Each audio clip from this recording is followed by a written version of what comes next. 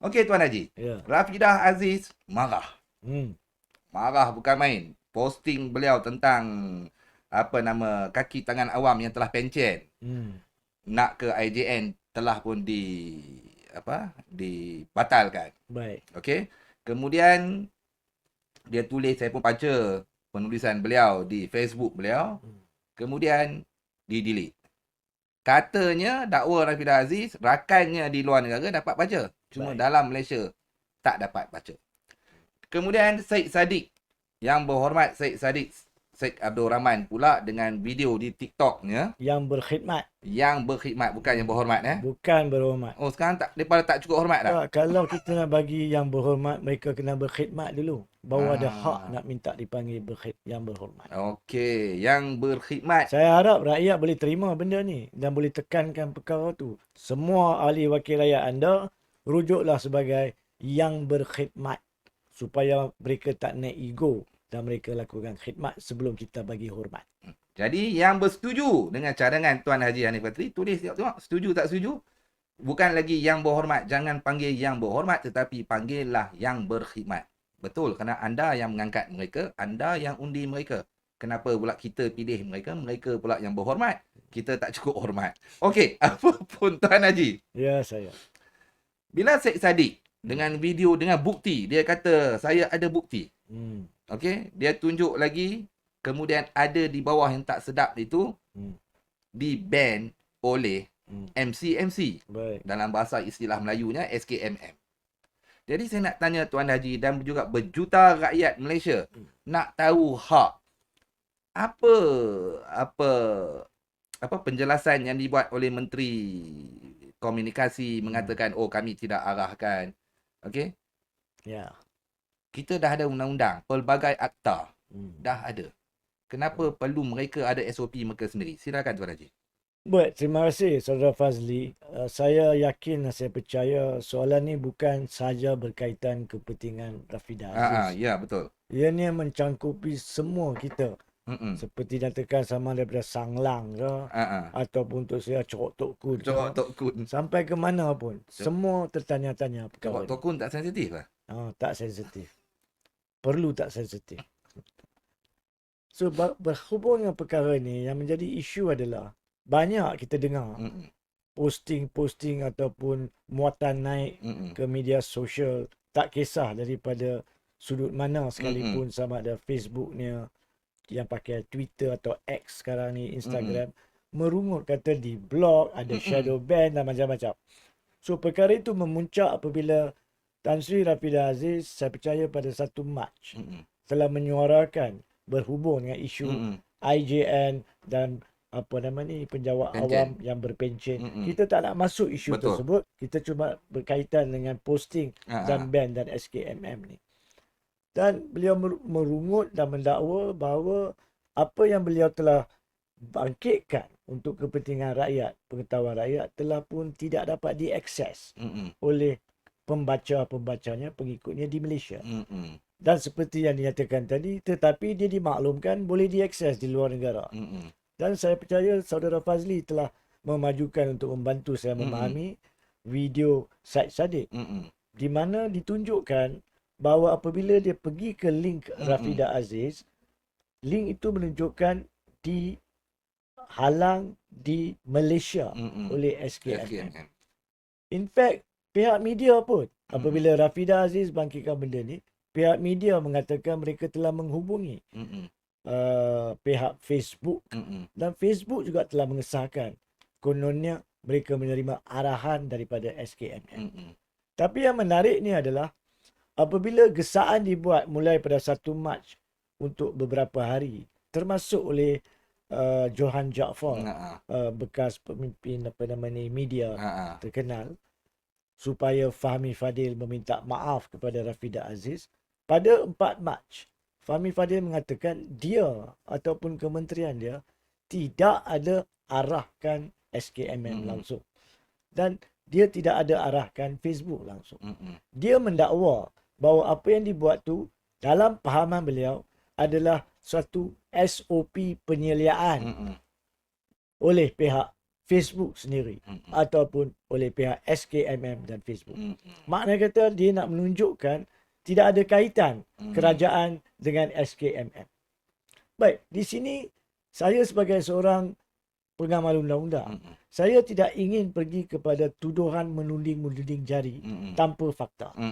Pokoknya di sini kita anggaplah apa yang Fahmi Fadil cakap tu betul, sebab to be fair, Rafidah Aziz pun telah menyatakan dia diberi penjelasan seperti itu oleh Fahmi dan Fahmi meminta dia kalau nak rayu ke Facebook. So Rafidah kata tak apa, dia terima jawapan daripada Fahmi tapi dia tidak akan merayu sebab hak dia untuk posting, bukan untuk merayu, untuk didengar.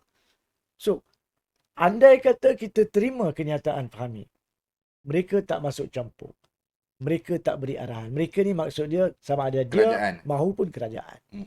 Dan ini adalah urusan berkaitan SOP terutamanya keselamatan dan nilai moral atau apa sekaliannya dari sudut SKMM ataupun Facebook. Kalaulah itu betul, ia menjadi muskil. Masih muskil. Kenapa jadi muskil?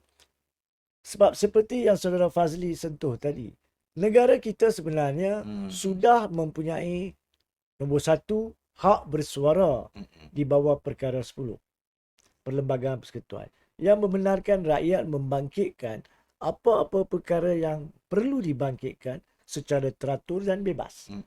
Tetapi bersyaratkan ia tidak melanggar undang-undang lain negara. Betul. Nah, undang-undang di sini ni kita tahu kita ada undang-undang fitrah dari sudut sivil.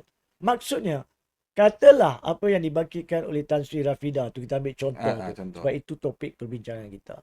Menyinggung perasaan Menteri Kesihatan, menyinggung perasaan IJN atau menyinggung perasaan sesiapa sahaja. Kononnya fakta yang disampaikan kepada Tan Sri Rafidah tu tak betul dan dia ungkapkan benda yang tak lengkap. Ini contoh Contoh ya. Contoh ni bukan kita kata sebab dah ban pun kita nak excel pun tak boleh.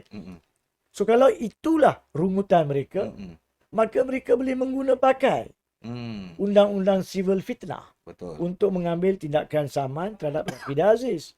Dan biar mahkamah tentukan siapa yang betul, siapa yang salah. Bukan sahaja isu tentang undang-undang sivil. Katalah apa yang disentuh itu melanggar undang-undang jenayah. Maka laporan yang dibuat kepada pihak polis atau pihak berkuasa lain boleh mencetuskan siasatan jenayah. Contohnya, jika ia melanggar Akta Hasutan Seksyen 31 iaitu membangkitkan isu-isu yang boleh mencetuskan hasutan kepada rakyat, sama ada isu agung, isu agama, isu bangsa. Jadi kalau perkara ini berlaku, maka pihak berkuasa yang akan menyiasat. Dan kalau ada kesan-kesan atau asas-asas untuk diambil tindakan, maka mereka boleh membawalah Rafidah Aziz ke mahkamah. Saya yakin Tan Sri Rafidah Aziz sebagai seorang bekas pemimpin, seorang bekas menteri yang menghormati undang-undang Malaysia, tidak akan merungut kalau mereka nak bawa dia ke mahkamah. Dia akan membela diri dia di mahkamah kalau ada apa-apa kesalahan jenayah. Jadi kalau kita dah ada undang-undang ni, maka soalan yang lebih penting adalah apa gunanya SKMM dibiarkan ada SOP? Itu yang saya nak dengar sangat ni. Apa gunanya nak biarkan pihak yang mempunyai kawalan kepada Facebook, Meta dan sebagainya untuk dibiarkan mereka menentukan apa dia cara untuk nak ban atau tak ban. So ini ni bagi saya amat penting. Kalau kerajaan mengatakan mereka tak terlibat dalam memberi arahan, maka sepatutnya kerajaan juga tidak mencari alasan untuk tidak memperbetulkan benda tu. Maksudnya, kalau Fahmi Fadil cakap betul, mereka tak pernah bagi arahan, maka kalau SKMM buat sendiri ataupun produser-produser tu buat sendiri, maka sepatutnya dengan adanya undang-undang sivil dan jenayah, kerajaan kita perlu mengikut kehendak rakyat untuk menentukan tidak ada censorship oleh SKMM. Betul. Sebab kalau undang-undang dilanggar, tindakan lanjutan akan diambil. So ini bagi saya amat penting, yakni jika pun tanpa menuding jari kepada kerajaan, mereka tak campur tangan maka tak ada sebab untuk mereka menghalang Mm-mm. pihak SKMM atau pihak-pihak berkenaan Mm-mm. daripada mengadakan censorship tersebut. Mm. Kerana undang-undang kita cukup tegas. Undang-undang kita cukup ketat. Mm-mm. Kalau salah, boleh diambil tindakan. Ya. So, biarlah undang-undang yang menentukan. Mm-mm. Siapa yang memuat naik perkara yang melanggar undang-undang sivil Mm-mm. atau jenayah akan diambil tindakan. Mm-mm. Kita tak perlu, rakyat kita 33 juta, Mm-mm. tidak perlu diselia oleh pihak lain. Mm-mm. Kerana apa, Saudara Fazli? Ha-ha. Itu menarik. Saya seronok dengar tu. Ha, Tak perlu diselia oleh orang lain. tak perlu dan tak boleh sebab kita matang. Mm-mm. Kita bertanggungjawab di atas apa yang kita tulis. Kalau kita berani tulis benda yang melanggar undang-undang, kita tanggung. Betul. Tapi awak tak berhak nak menghalang kita daripada tidak memaparkan apa yang kita nak tulis. Mm-mm. Kalau benda tu melanggar, kita akan diambil tindakan. Mm-mm. So di sinilah bagi saya mana-mana kerajaan sekarang ni boleh digesa oleh rakyat. Mm-mm. Kalau anda betul, anda tak memain peranan untuk mengarahkan, maka sekarang ni anda perlu sebagai kerajaan menguatkuasakan hak untuk bersuara. Iaitu mengarahkan SKMM, Suruhanjaya Komunikasi dan Multimedia, tak perlu ada SOP SOP. censorship. Mm. Itu nombor satu. Mm-mm.